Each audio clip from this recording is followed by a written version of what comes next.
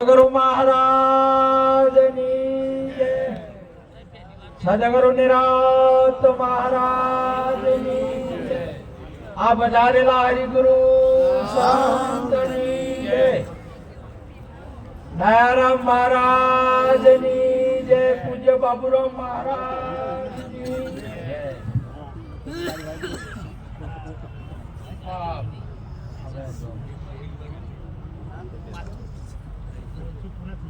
આજે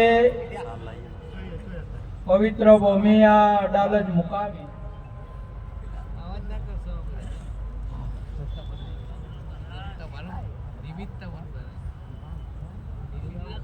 પરમ પૂજ્ય દયારામ બાપુના નામ સ્મરણના અર્થે આજે મધુબા મહારાજને ચેતનરામ સાથે પૂર્વ પરિવાર અનિતાબેન બહેનો જમાઈઓ બધા પરિવાર મળી હર સાલ ભજન સત્સંગ અને સંતોને તેડી જે સત્સંગ દર્શનને સંતોની સેવાનો જે લાભ લે છે ને એ તો અમૂલક કહેવાય. આજે આપણને પ્રેરણાદાયક આજે આ ભજન દયારામ બાપુનું જીવન અને ભજન આપણા અંદર ઉતારવા જેવી બાબત છે. આજે વર્તનની વાત જો આપણને સેવાની વાત જો આપણે સમજવી હોય આ તો એ આપણે અદાલતની અંદરમાંથી મળે. આજે દયાની બાબત પણ આપણને જો સમજવી હોય આ તો અહીંયા અદાલતમાંથી મળે. આજે સંતો એટલે નિરોધના ભક્ત એટલે જ્ઞાન સ્વરૂપ છે, આત્મ સ્વરૂપ છે, પ્રત્યક્ષ અને પ્રગટ. આજે જેવી ભગવાને જે વાત કરી યદા યદા હિ ધર્મસ્ય ગ્લાનિ ભવતિ ભારત અભ્યુત્થાનમ અધર્મસ્ય તદાત્માનમ સૃજામ્યહમ. જ્યારે જ્યારે આ પૃથ્વી ઉપર અધર્મ વધી જાય છે ત્યારે ત્યારે નિરોધના રૂપે દયારામ બાપુના રૂપે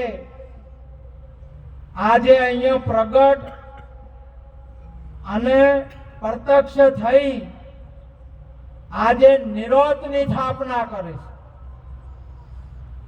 આજે નિરોધને જગતની અંદરમાં અનેક જીવાત્માઓને નિરોધ પ્રગટ કર્યા, નિરોધ બનાવી દીધા.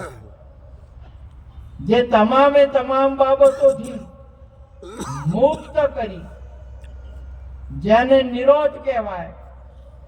નિરોધનો અર્થ સ્વરૂપ થાય, નિરોધનો અર્થ આત્મા થાય, નિરોધનો અર્થ નામ થાય છે.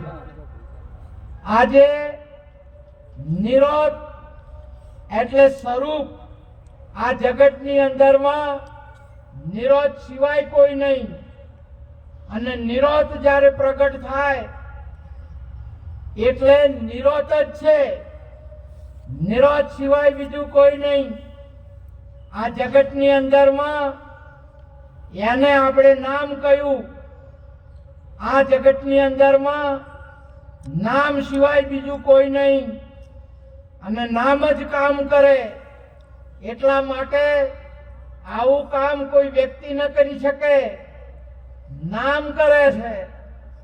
એટલે આપણા ગુરુ મહારાજ બોલ્યા નામ તમારે કાયા ન મળે ને કરો સર્વેનું કામ. સુણજો આ જ્ઞાનની નિશાની.